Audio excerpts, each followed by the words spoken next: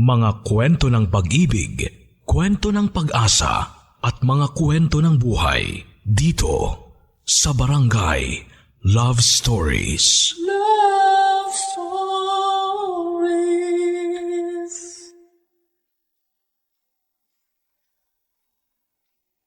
Habang may buhay, may pag-asa.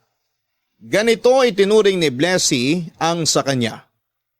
Sunod-sunod man ang naging problema niya ay hindi siya nagpatinag dahil na rin sa pagmamahal sa kanya ng mga taong nakapaligid sa kanya. Pero paano kung ang isa sa mga minahal niya ay hindi na pala parte ng kanyang buhay? Kakayanin pa kaya niyang lumaban? Mga kabarangay, narito na ang huling parte ng sulat ng ating letter sender. Sina Blessy at Archie na ba ang magpapatunay na may forever? Alamin natin yan dito lamang sa mga kwento ng pag-ibig, buhay at pag-asa sa nangungunang Barangay Love Stories. Dear Papa Dudut, magandang araw mga kabarangay. Magandang araw din sa inyo, Papa Dudut. Ako po ulit si Blessy, 53 years old, hiwalay sa asawa at walang anak.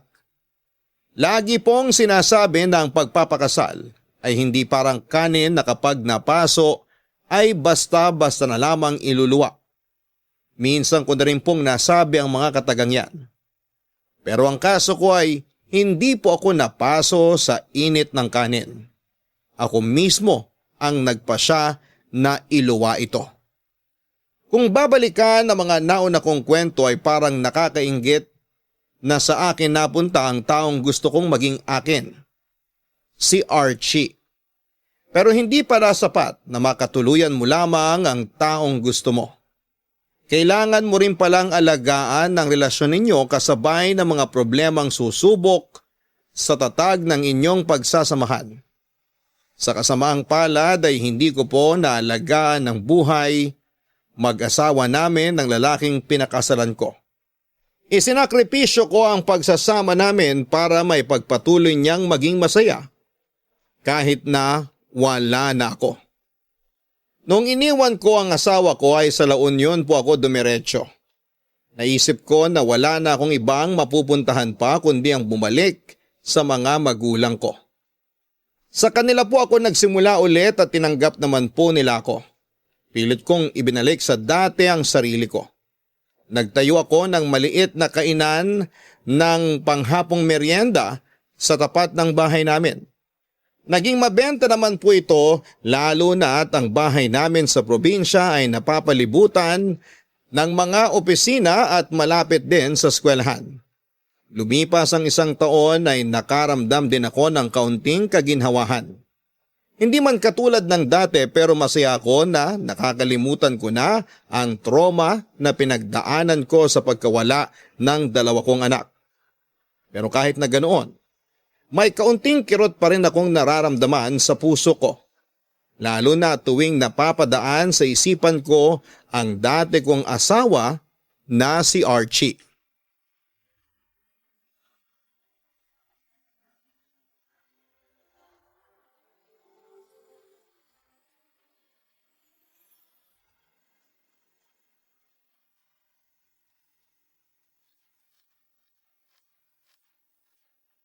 Ayan, tapos na.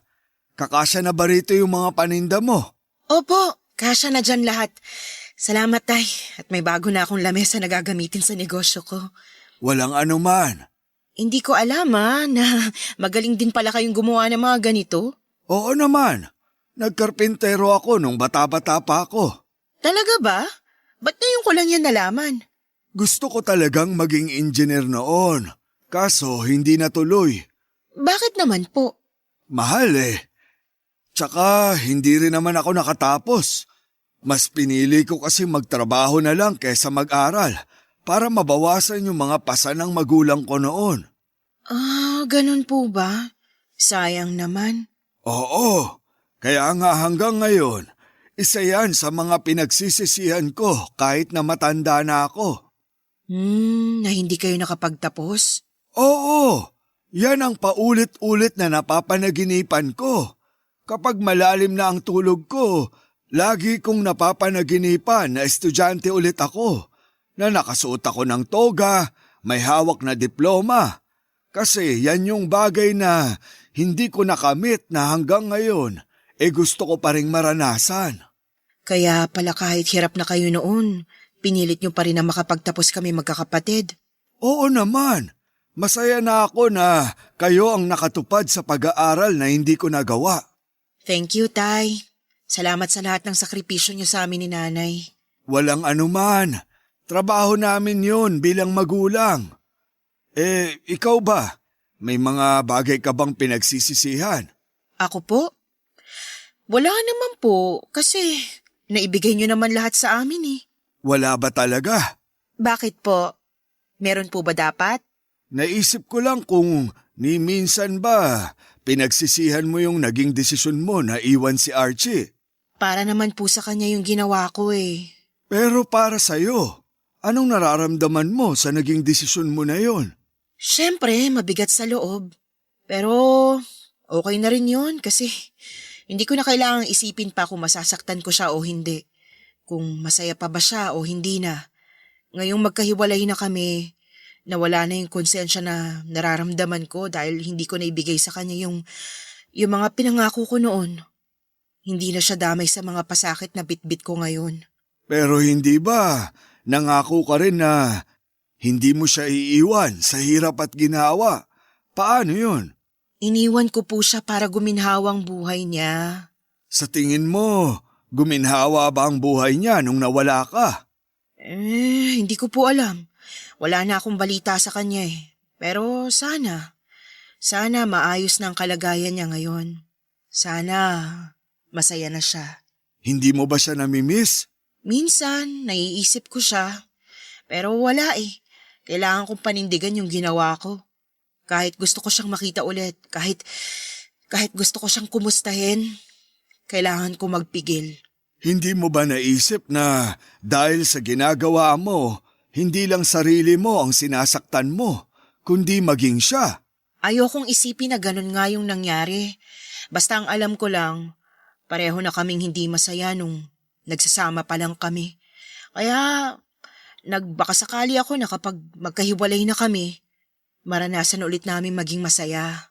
Ayaw kong manghimasok sa problema niyong mag-asawa. Pero ipinapanalangin ko talaga na sana maayos niyo pa to. Mabait na tao si Archie at alam kong mahal ka niya. Sana hindi masayang yung pinagsamahan niyo. Bahala na po kung anong mangyari sa aming dalawa. Ang gusto ko na lang muna ngayon makarecover sa mga masasamang pangyayari sa buhay ko. Hayaan mo, maghihilom din yang sugat sa puso mo balang araw. Sana nga po.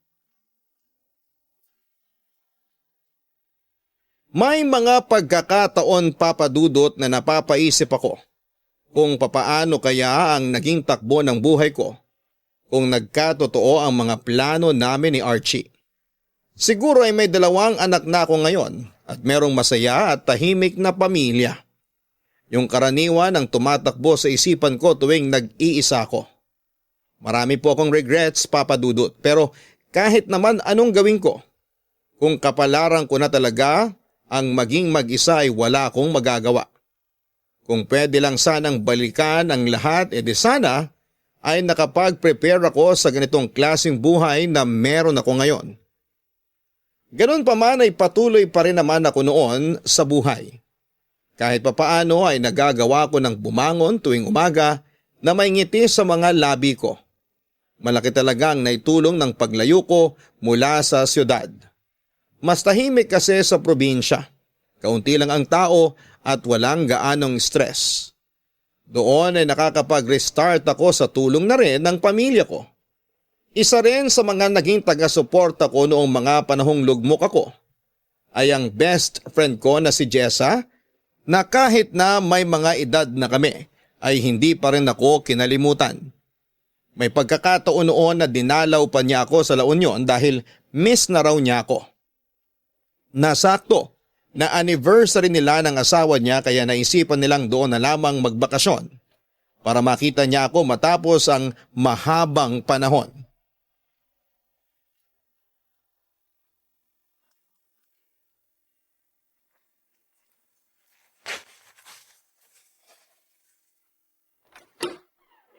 Blessy! Jessa! Pasensya na.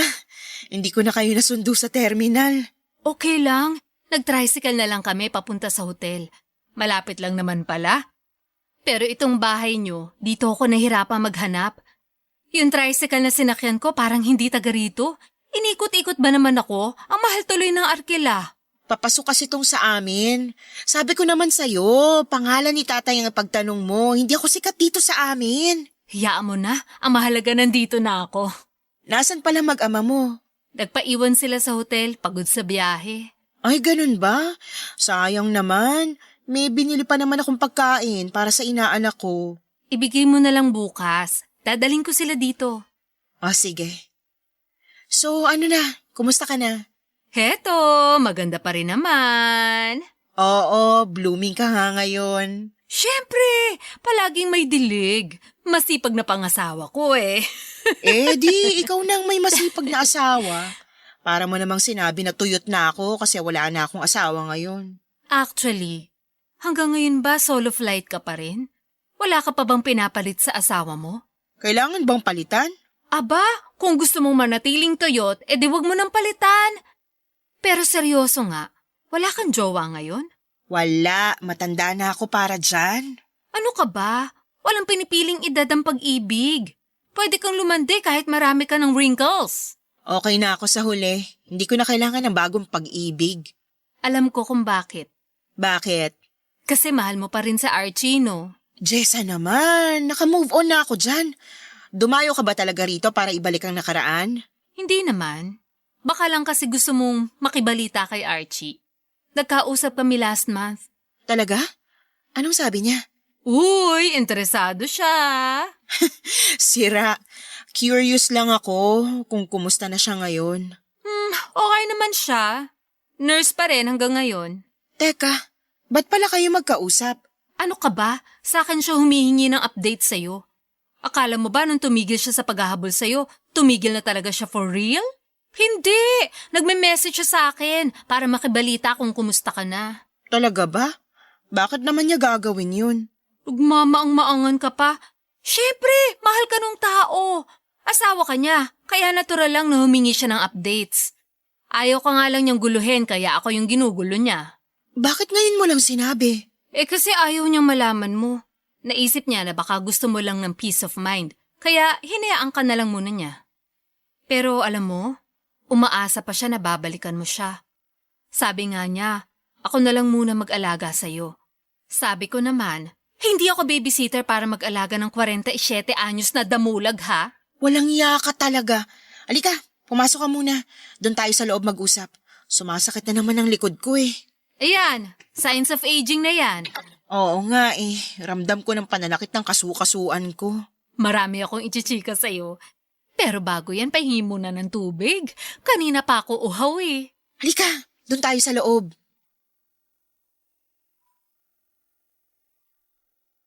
Dalawang taon na noon simula nang nakipaghiwalay ako kay Archie Papadudut. Sa panahong yun ay aaminin kong nakaramdam ako ng pagsisisi sa ginawa ko. Tama nga ang sinabi sa akin noon ni tatay na baka pagsisihan ko ang gagawin kong pakikipaghiwalay sa kanya. May mga moments kasi noon na bigla-bigla ko na lamang naaalala ang dati kong asawa. Lalo na tuwing ginagawa ko ang mga bagay na dati niyang ginagawa para sa akin. Tulad na lang tuwing sumasakit ang puson ko. Palagi niya akong minamasahe para mabawasan ang sakit na nararamdaman ko. Namiss ko rin ang mga pasalubong niyang midnight snack tuwing natatapos ang shift niya sa ospital. Pati na rin ang mga pang-iinis niya sa akin kapag napapansin niyang masama ang timpla ko. Lahat ng iyon, Papadudot, ay itinapon ko dahil lang sa kagustuhan kong malayo siya mula sa buhay kong wala ng ibang natanggap, kundi puro pasakit. Napapatanong tuloy ako kung tama ba ang ginawa ko. Kung masaya na ba siya ngayon? Kung may bago na ba siyang kinakasama? Kung minsan ay pumapasok din ba ako sa isipan niya. Natatakot naman ako noong mangumusta sa kanya dahil alam kong napakalaki ng kasalanang nagawa ko sa kanya. Takot din akong malaman na baka may iba na siyang mahal, Papa Dudut. Pero dumating po ang araw kung kailan ay nakabuo ako ng kumpiyansa at tapang. Noong nabigyan ako ng pagkakataong bumalik sa Maynila, ay naisipan kong kitain si Archie, Papa Dudut. Papa Dudut, saktong birthday noon ni Jessa, kaya may dahilan ako para lumuwas sa Maynila. Nagpaalam ako sa mga magulang ko na dadalo ako sa birthday party ni Jessa kahit na ang totoong pakay ko naman. Nang time na yon ay ang makita si Archie. Habang nasa biyahe ay hindi ko maiwasang magbalik tanaw sa nakaraan. Kung papaano ko nakilala si Archie sa bus terminal, 25 years old lamang ako noon. Nakakatuwang isipin na ang pagkikita namin yon ay nauwi sa ganitong sitwasyon. Totoo nga na napaka-unpredictable ng mga pangyayari sa buhay natin.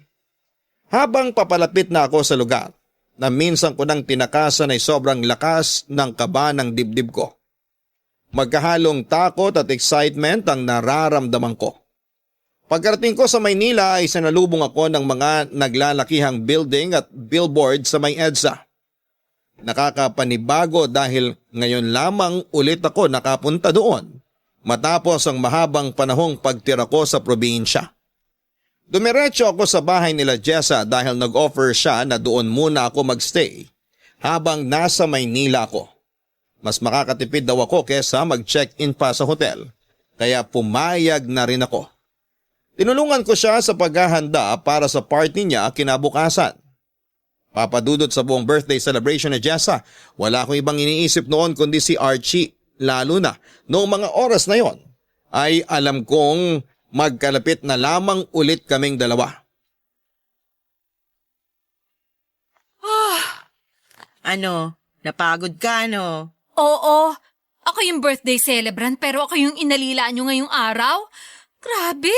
Mabuti na lang pala nandito ako ngayon. Paano ka na lang kung wala akong katulong mo? Kaya nga eh. Magpahinga ka na lang muna dyan. Ako na magliligpit dito. Salamat ha, laking tulong mo talaga ngayong araw. Hindi bale, babawi ako sa iyo bukas. Mag-girl banding tayo. May lakad ako bukas eh. Saan naman? May date ka? Wala. May gusto lang akong kitain. Sino? Si Archie ba? Si Archie, no? Oo, siya nga.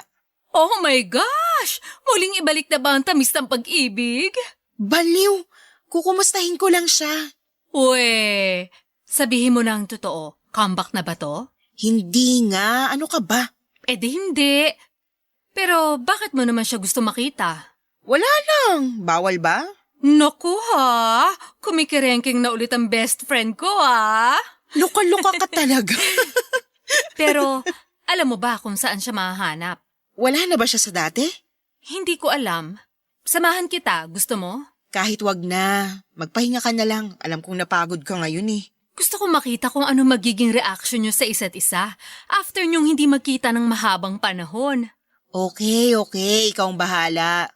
Basta wag ka masyadong eksenadora ha. Baka mamaya kung ano-ano masabi mo kapag nagkita na kami. Huwag kang mag-alala.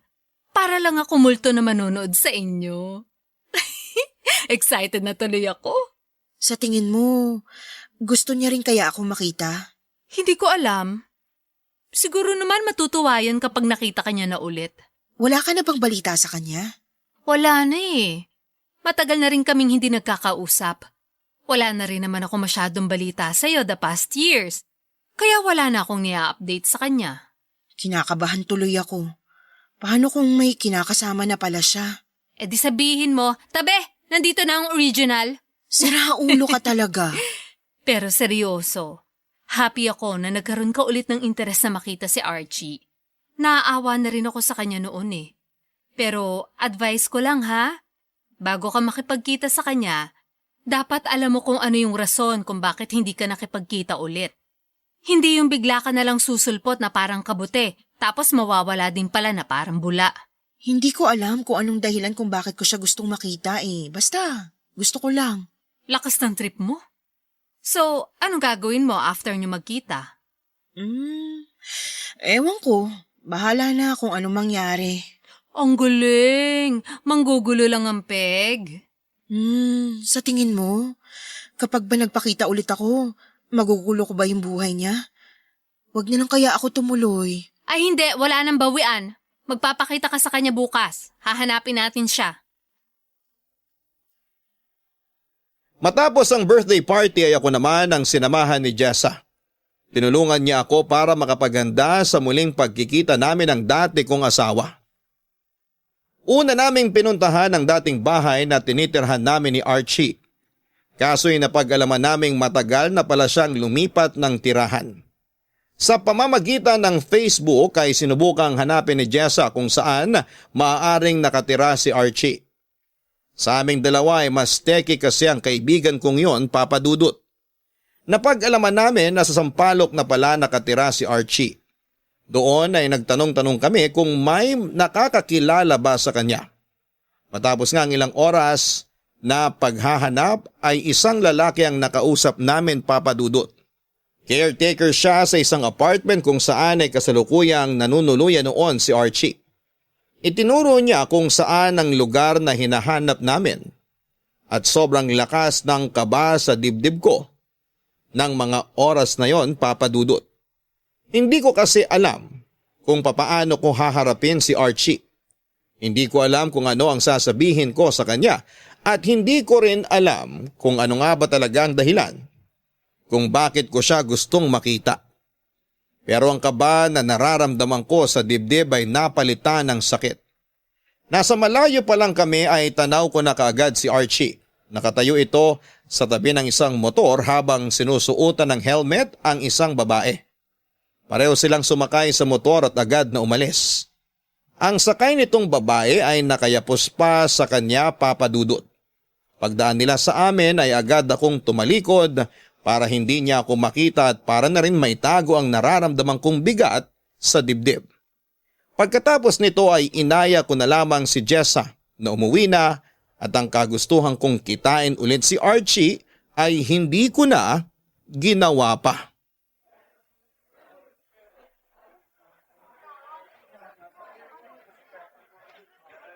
Tulala ka na naman dyan. Iniisip mo ba yung nakita mo? Sa tingin mo, kinakasama niya kaya yung babaeng angkas niya kanina? Hindi ko alam. First time ko ring makita yun eh. Baka nga sila na. Ang sweet nila eh. Sinusuotan pa niya ng helmet yung babae. Baka naman kaibigan lang niya yun. Nakayakap? Eh bakit? Nagyayakapan din naman tayo ah. Iba yun kasi pareho tayong babae. Ibang usapan na kapag lalaki at babae nang nagyayakapan. Tingin mo magkaibigan lang yun? Bakit naman hindi? Sa panahon natin ngayon, sobrang open na ang mga magkakaibigan. Wala nang mali siya kahit magyakapan. Malakas talagang hinala ko na kinakasama niya na nga yun. Selos ka? Hindi. Masaya ako na nakahanap na siya ng bagong pag-ibig. Iba yung sinasabi mo sa itsura mo ngayon eh. Masaya daw pero parang namatayan naman niya mukha mo. Siyempre, may konting kirot din naman akong nararamdaman. Oo naman. Natural lang yung nararamdaman mo kasi mahal mo yung tao.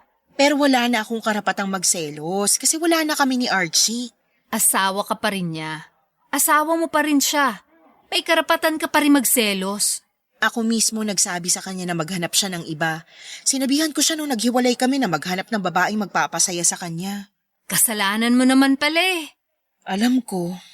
So, ano nang gagawin mo niyan? Uuwi na lang ako sa La Union. Hindi ka na makikipagkita kay Archie? Hindi na. Mukhang tahimik naman na ang buhay niya eh. Masaya na ako na makitang nasa maayos na siyang kalagayan. Alam mo, kanina mo pa pinipilit yung salitang masaya eh. Hindi ka masaya. Nakikita ko at nararamdaman ko na hindi ka masaya. Okay lang maging malungkot.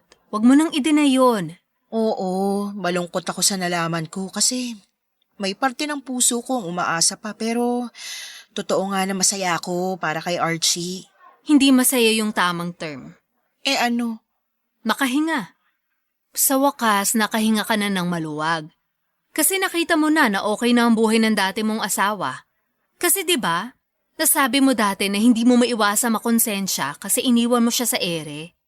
Ngayong alam mo may ipinalit na siya sa pwesto mo, wala ka nang ibang iisipin. Yun nga lang, nalaman mong mapait na katotohanang may iba na siya. Kasing pait niyang kape na iniinom mo. Sige, hindi na ako masaya. Pero tama ka. Makakahinga na ako sa wakas kasi alam ko na masaya na ngayon si Archie sa piling ng iba. Oo, ang lungkot naman nun. Hayaan mo. Gusto mo, ireto na lang kita sa mga kakilala ko? Marami akong friends na byudo. Hanggang ngayon, wala ka pa rin talagang pinagbago. Pati ba naman ngayong matanda na tayo, di mo pa rin ako titigilan sa pagreto mo na yan? Siyempre, hindi kita hahayaang sawi sa pag-ibig. Wag na. Masaya na ako sa buhay ko bilang probinsyana. Okay, sabi mo eh. Take out na natin tong kape. Sa bahay na lang tayo. Magluluto ako ng chili garlic, pasalubong mo sa tatay mo. Uy, gusto ko yan. Tsaka, kailangan ko na rin magpahingi. Sumasakit na naman yung puson ko.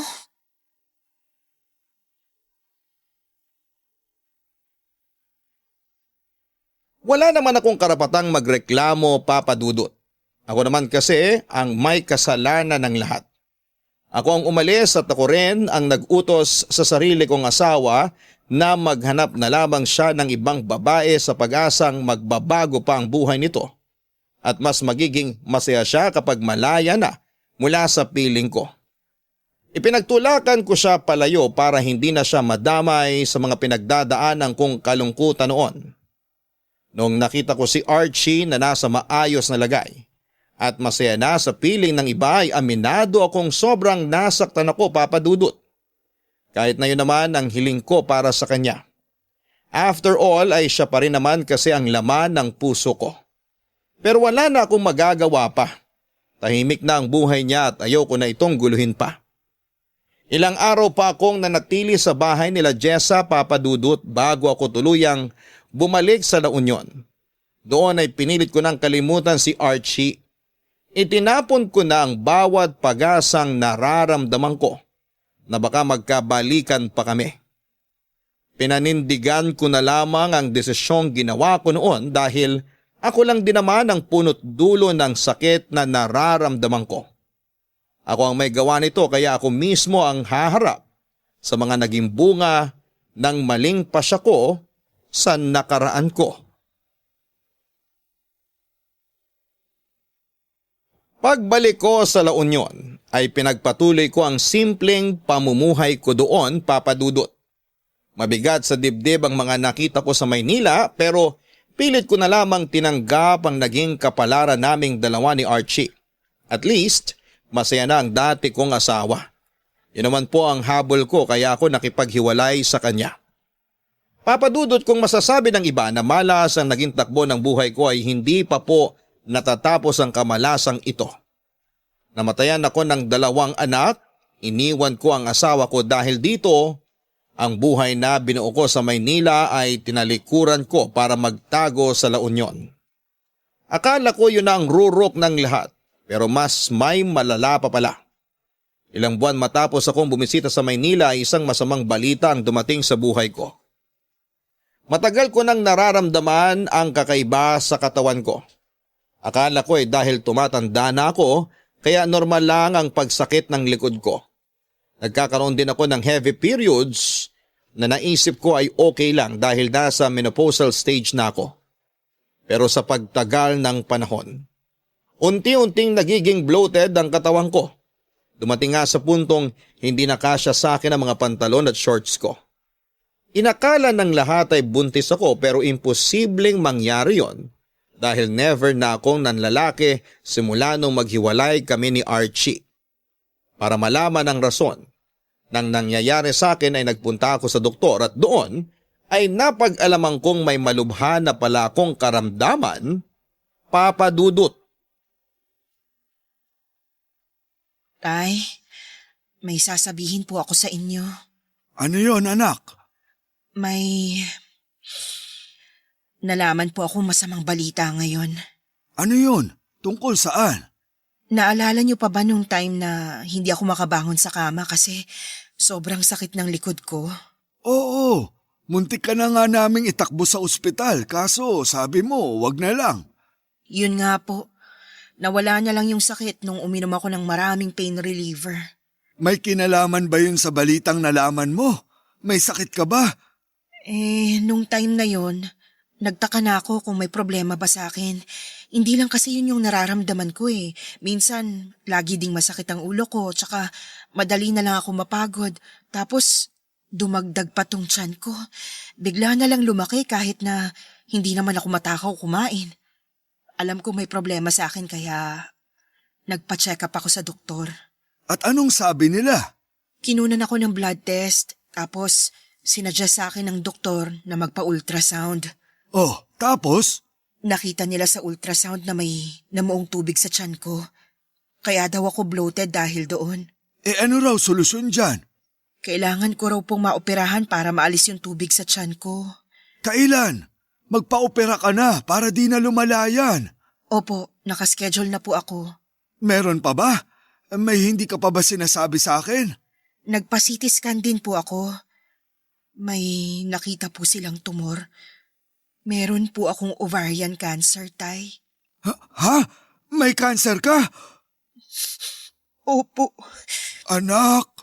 Tay, hindi na po natapos-tapos tong mga problema ko. Lagi na lang ako nakakatanggap ng masamang balita. Lalabanan natin yan. Hindi ka namin iiwan. Ang hirap, Tay. Hindi naman ako malakas eh. Pero bakit bulto-bultong problema ang laging binibigay sa akin? Anak, pagsubok lang to. Madami ka ng pinagdaanan sa buhay. Ngayon ka pa ba susuko? Opo, Tay. Gusto ko nang sumuko. Huwag kang susuko, anak. Nandito kaming pamilya mo para tulungan ka. Huwag kang mawala ng pag-asa. Hindi ko na po alam. Pagod na po ako. Cancer lang yan. Kayang-kaya natin yung labanan. Paano kapag ayoko na pong lumaban? Aba, hindi ako makapapayag. Ama mo ko at hindi ko hahayaang sumuko ka na lang basta. Alam kong hinahayaan kita sa mga desisyon mo noon. Pero sa pagkakataong ito, hindi kita mapagbibigyan sa gusto mo. Lalaban tayo, anak. Sa ayaw at sa gusto mo, tatalunin natin yung sakit mo. Sana kasing tapang ko rin kayo. Matapang ka na. Nakita ko lahat ng pinagdaanan mo at masasabi ko na mas matapang ka pa kesa sa akin. Kaya kung maaari, huwag ka munang sumuko. Subukan mong lumaban. Salamat po, Tay. Ano ngayon ang plano ng doktor mo? Kailangan ko raw po magpakimo. Tapos kapag mahina na yung cancer sa katawan ko, tsaka na nila ako ooperahan. Alam na ba yan ng nanay mo? Hindi pa po. Sa inyo ko palang po ito sinasabi. Huwag mong madaliin. Sabihin mo sa kanila ang totoo kapag handa ka na. Basta tandaan mo lang, kakampi mo kami. Kaya huwag kang matatakot na humingi sa amin ng tulong. Maraming salamat po talaga, Tay.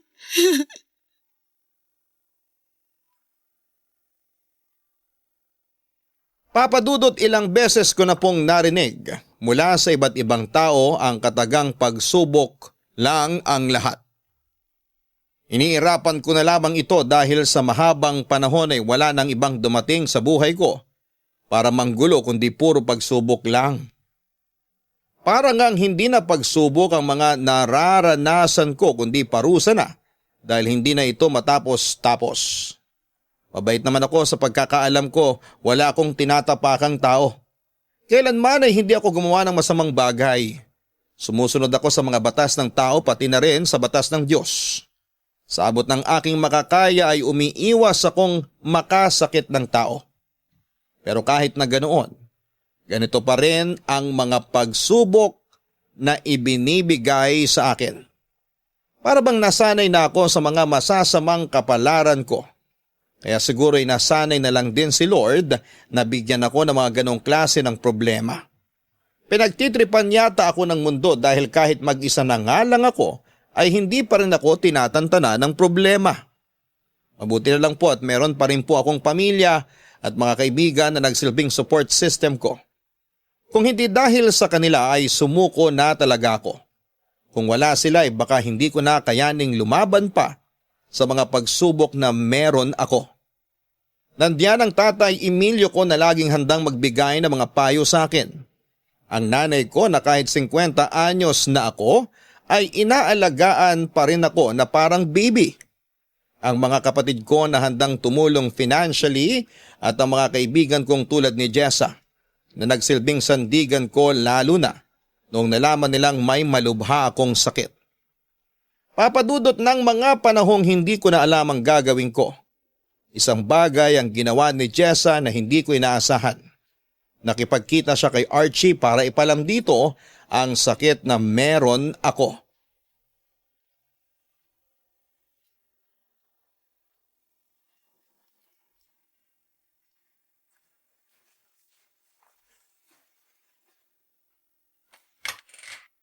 Archie, Jessa? Uy, ikaw nga. mini-message kita sa Facebook mo. Hindi ka nagre-reply kaya pinuntahan na lang kita rito. Nag-message ka? Wala naman akong natanggap na message mo. Baka nasa message request ko kaya hindi ko nakita. Ano meron? Long time no see ah. May ibabalita sana ako sa'yo. Ano yung ibabalita mo? Ay, teka, paano mo nga pala nalaman tong address ko? Parang wala naman ako nabanggit sa'yo na lumipat ako ah. Hinanap ka namin ni Blessy noon. Ni Blessy? Magkasama kayo? Oo, nung birthday ko. Gusto ka sana niya makita. Pero bakit hindi natuloy? Nakita namin may kasama kang babae. Ayaw niya makagulo kaya bumalik na lang siya sa La Union. Sinong babae? Baka si... Pero hindi na importante yon. Marami pang mas mahalagang bagay na kailangan nating pagtuunan ng pansin ngayon. Anong ibig mo sabihin? Kailangan mong malaman ng lagay ngayon ni Blessy. Bakit? May nangyari ba sa kanya? May sakit siya, Archie. Anong sakit niya? Ovarian cancer. Ha? May cancer siya? Kailan pa? Nalaman lang niya nitong nakaraan. Kumusta na siya? Ano nang lagay niya? Ayun, lumalaban naman. Nagpapakimo siya ngayon. Katatapos lang din niyang maoperahan. Ay, Diyos ko, Blessy. Ano nang nangyari sa'yo? Anong gagawin mo ngayong nalaman mo nang may sakit siya? Sa totoo lang, hindi ko alam. Gusto niya ba akong makita? Hindi siya aware na sinabihan kita tungkol sa sakit niya. Ginagawa ko to kasi gusto kong tulungan yung best friend ko. Nung nawala ka sa buhay niya, never ko na siya nakitang naging masaya. Archie, please, tigilan niyo na tong tagu-taguan na to. Matatanda na tayo. Huwag niyo namang sayangin yung oras niyo sa ganitong bagay. Hindi naman ako nagsimula nito eh. Pero hinayaan mo. Anong magagawa ko kung ayaw na niya akong makita? May magagawa ka naman kung gusto mo siya makita. Alin ba mas matimbang? Yung kagustuhan niya magkalayo kayo o yung kagustuhan mo makasama siya ulit? Ay, Sorry kung dinamay pa kita sa problema ng best friend ko ha. Ayaw din niyang mangyari to. Ayaw na niyang dagdagan pa yung trauma na dinanas mo. Kaya mas gugustuhin niyang saluhin na lang ang problema niya ngayon. Pero buhay na ang usapan dito kaya... Ayokong mamatay si Blessy na malungkot. Alam kong ikaw na lang ang magpapabalik ng saya sa buhay niya, kaya please, ako na yung nakikiusap. I'm sorry, Jessa. Kung ayaw niya akong makita hanggang ngayon, mas makakabuti siguro na irespeto na lang natin yung desisyon niya na yun. Ganun na lang ba yun? Hahayaan mo na lang siya mamatay mag-isa? Hindi siya mamamatay. Palaban si Blessy. Malalampasan niya din to. Nurse ka! Sa ating dalawa, mas ikaw ang nakakaalam kung gaano kalala ang sakit niya ngayon. Hindi kita pinipilit, Archie. Pero binibigyan kita ng choice at sana, piliin mo yung desisyon na magpapasaya hindi lang sa'yo, kundi pati na rin sa babaeng minahal mo.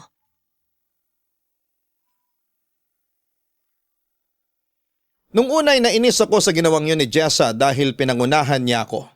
Hindi man lang niya ako tinanong kung okay lang ba sa akin na ipagsabi niya sa iba ang sakit ko. Hanggat maaari ay ayoko na sanang ipaalam kay Archie ang sakit ko, Papa Dudut, dahil madadamay na naman siya sa kamalasan ko. Kung tutuusin ay wala na dapat kaming koneksyon na dalawa dahil matagal na kaming hiwalay at may kanya-kanya na ring buhay. Ang rason ni Jessa kung bakit niya nagawang sabihin kay Archie ang karamdaman ko ay dahil alam daw niya ang kahit iniwan ko siya ay si Archie pa rin ang nilalaman ng puso ko. May karapatan din daw naman siyang malaman ang totoo dahil kahit hiwalay na kami ay mag-asawa pa rin kami. Isa pa sa lahat ng tao sa paligid ko ay si Archie ang mas nararapat na nasa tabi ko. Humingi na naman po ng dispensa si Jessa sa akin noong nalaman niyang hindi ko nagustuhan ang ginawa niya. Pinatawad ko rin naman siya sa nagawa niya. Walang silbi kahit na magalit ako sa kanya dahil nangyari na ang nangyari at isa pa ay mamamatay na ako. Kaya wala na akong oras para magtanim ng sama ng loob. Yun lang ay ayoko ring makaperwisyo sa mga huling sandali ko sa mundong ito. Kaya ayoko na sanang isama pa si Archie sa problema ko. Kaso nga lang ay huli na ang lahat. Alam na ni Archie ang katotohanan, Papa Dudut.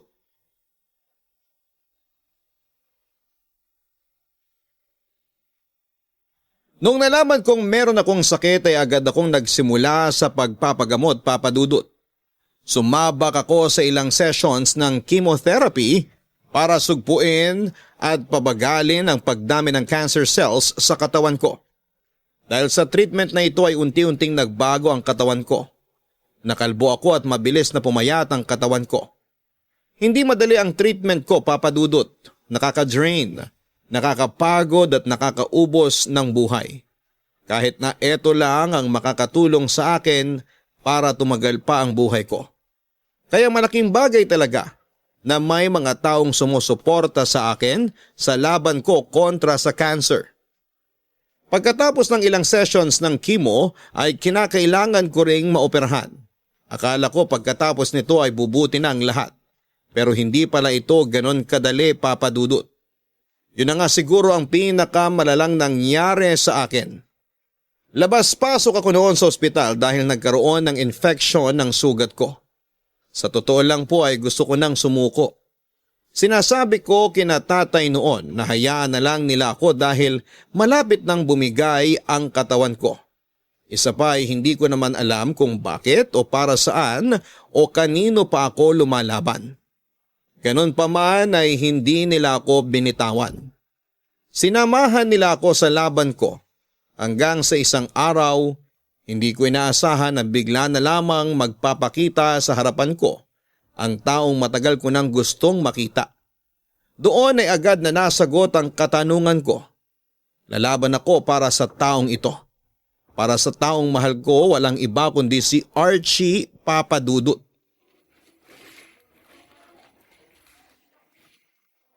Pasok. Blessy, Archie, anong ginagawa mo rito? nabalitaan ko kay Jessa yung nangyari sa'yo. Kumusta ka na? Eto, nagpapagaling pa rin ng sugat. Ang payat mo na.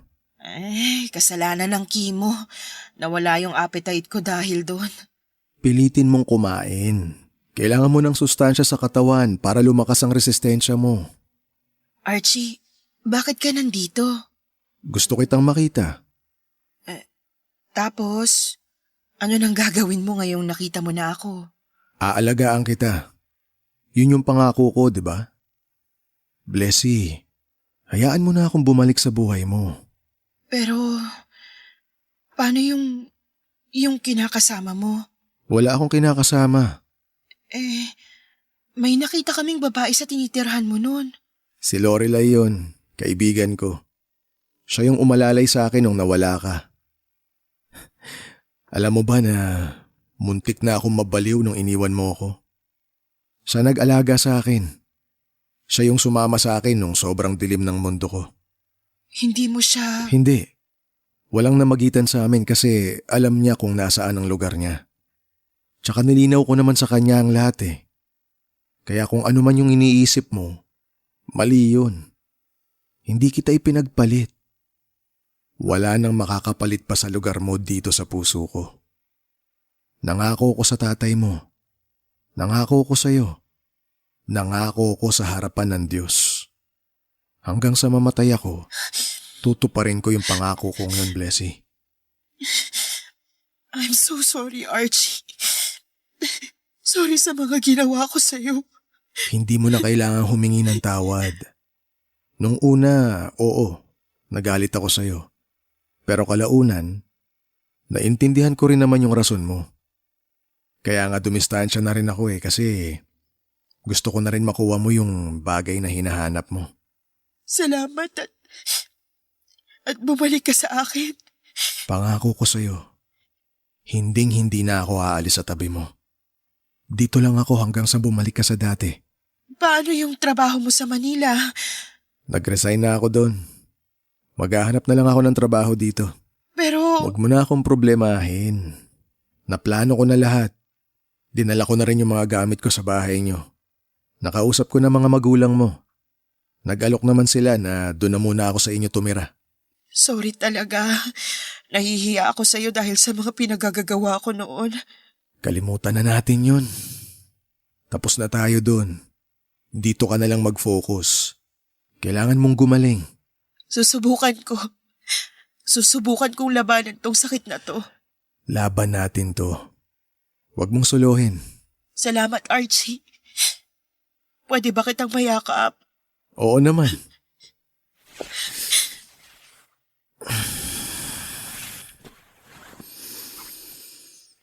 I missed you, Blessy. I missed you too. Wala nang hiwalayan, ha? Okay? Oo, wala na. Ipangako mo na anuman ang mangyari, sabay nating haharapin ang mga problema natin bilang mag-asawa. Oo, pangako. Simula ngayon, ako na magiging personal nurse mo. Bawal humindi sa akin. Stricto akong nurse. Sana mapagaling niyo po ako. Oo naman. Akong bahala sa'yo.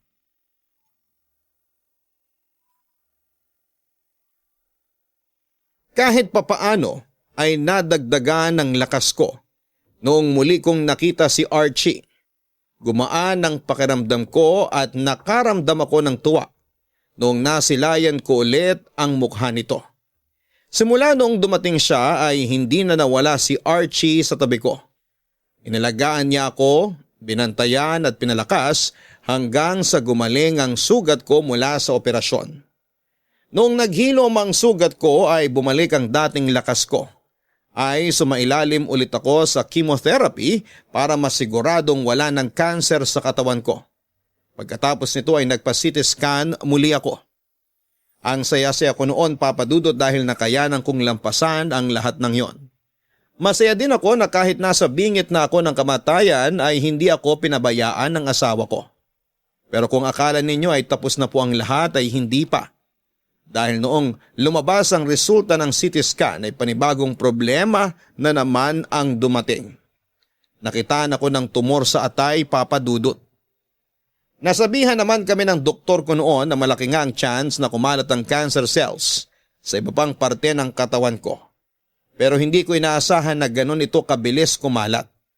Katatanggap ko pa nga lang ng magandang balita ay agad naman itong nasundan ng bad news. Wala pang isang buwan noon noong natapos ako sa gamutan ko, pero heto't may bagong sakit na naman akong pinoproblema.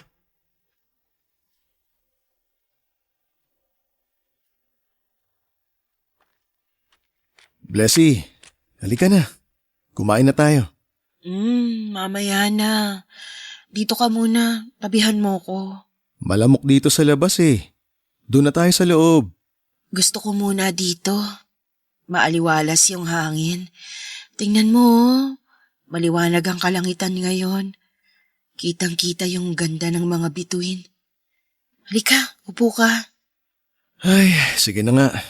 Kapag ako nagka-dengue ha, kasalanan mo. Dengue lang yan. Ako nga cancer eh.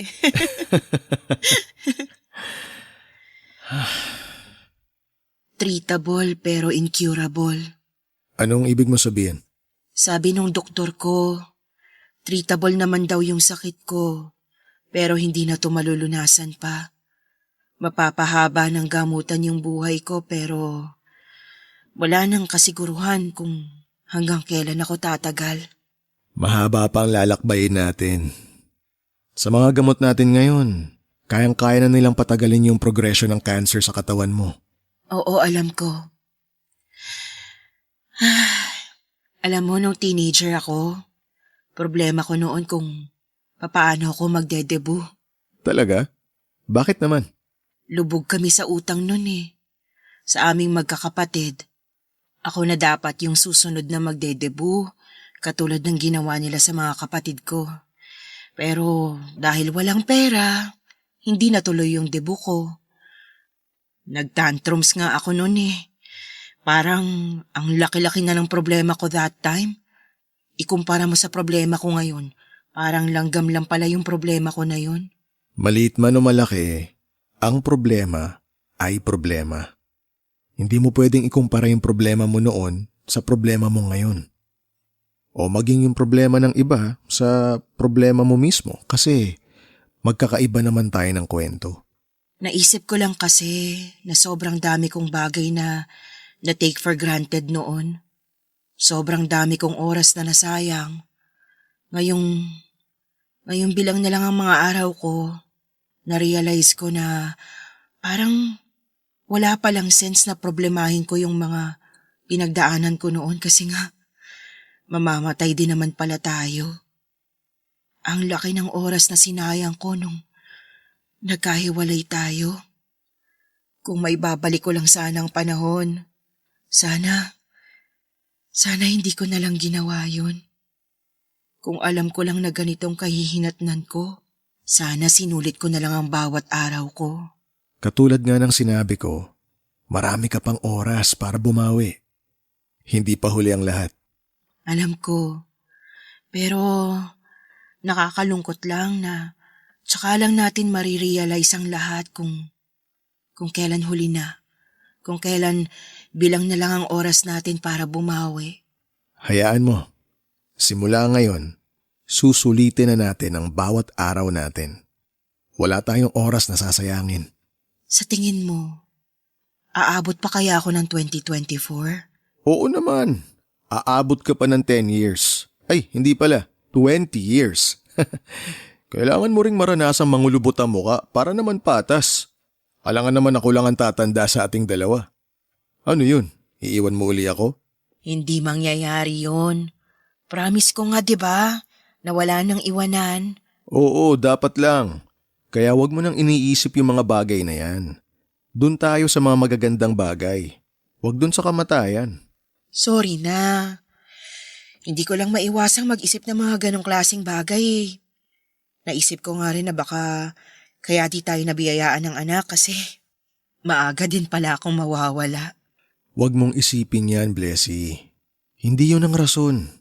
Kung hindi ka binigyan ng anak dahil lang magkakakanser ka pala, edi sana hindi ka na binigyan ng gwapong asawa.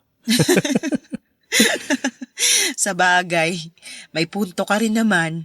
Lahat ng nangyayari sa atin may rason. May rason din kung bakit hanggang ngayon malakas ka pa rin. May rason kung bakit hanggang ngayon nandito ka pa rin sa tabi ko. Kaya wag mo nang bilangin yung mga natitirang oras mo kasi mahabang mahaba pa yan. Oo na, hindi na. Halika na, pumasok na tayo. Pinapapak na ako ng lamok dito eh. Mabuti pa yung mga lamok, nakakakain na. Ako, kanina pa ako gutom. Oo, sige na nga, kumain na tayo. Kakain ka ng marami ha? Opo, I love you. I love you too. Papadudot tanggap ko na anumang oras ay maaari ng bawiin ng Diyos mula sa akin ng buhay na pinahiram niya. Kung noon ay para bang may halong galit pa ang nararamdaman ko dahil sa mga nangyari sa akin, ngayon ay buong puso ko na lamang na niyakap ang kapalarang ito. Dati gabi-gabi akong naghahanap ng kasagutan sa mga tanong ko kung bakit ko pinagdadaanan ang mga bagay na yon. Ngayon ay hindi ko na kailangan ang sagot. Sa halip ay ibinigay ko na lamang ang buong tiwala ko sa Diyos, pati na rin ang buhay ko na siya na rin naman ang nagbigay. Kontento na ako, Papa Dudut, masaya na ako. Masaya na ako na nabigyan ako ng mapagmahal na pamilya, ng maaasahang kaibigan, at ng lalaking hindi ako iniwan at pinabayaan. Malaki ang pasasalamat ko kay Archie dahil nakilala ko siya. Nagpapasalamat din ako dahil sa kabila ng mga ginawa ko sa kanya, ay mas pinili pa rin niyang bumalik sa buhay ko. Papa Dudut, ilang beses kaming nagkahiwalay ni Archie. Ilang beses kaming sinubok ng sari-saring problema. Pero kahit na maraming beses kaming nagkahiwalay, ng landas ay sa isang lugar din pala kami mauuwi. Walang iba kundi sa buhay naming isa't isa. Kung ako po ang tatanungin ninyo ay naniniwala pa rin ako sa invisible string. Naniniwala pa rin ako na kami talaga ang tinadhanang magkatuluyan. Sakto nga na nurse ang napangasawa ko dahil hindi ko alam na magiging pasyente pala ako. Ngayon ay patuloy pa rin po ako sa pagpapagamot. 53 years old na ako at ilang taong ko nang nilalabanan ang sakit ko. Hindi ko man hawak ang kinabukasan.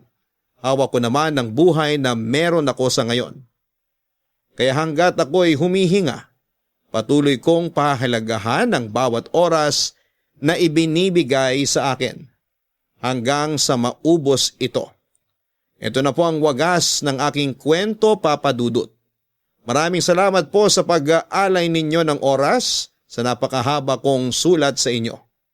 Maraming salamat din po sa lahat ng nakinig at sumusubaybay sa kwento naming dalawa ni Archie. Mabuhay po kayong lahat. Ang inyong forever kapuso at kabarangay, Blessy. Pag-ibig ang sagot sa lahat. Pag-ibig ang solusyon sa takot, sa pangamba, sa pag-aalinlangan, sa mga problema. Ito ang pinatunayan ni Blessy at ng kanyang kwento na pinadala sa atin. Kaya naman para sa iyo, Blessy, kami ay nagtitiwalang malalampasan mo rin ito. Kumapit ka lamang sa Puong May Kapal at tiyak na hindi ka niya pababayaan. Isa kang inspirasyon at gusto naming malaman mo na proud kami sa iyo. Hanggang sa muli, maraming salamat po sa inyong lahat. Ako po ang inyong si Papa Dudut. Sa mga kwento ng pag-ibig, buhay at pag-asa sa Barangay Love Stories, number 1. Sabay-sabay nating pakinggan ang iyong kwento ng pag-ibig, buhay at pag-asa. Ipadala lang sa barangaylovestories@yahoo.com. Nagustuhan ng iyong napakinggan? Ituloy yan via live stream sa www.gmanetwork.com/radio.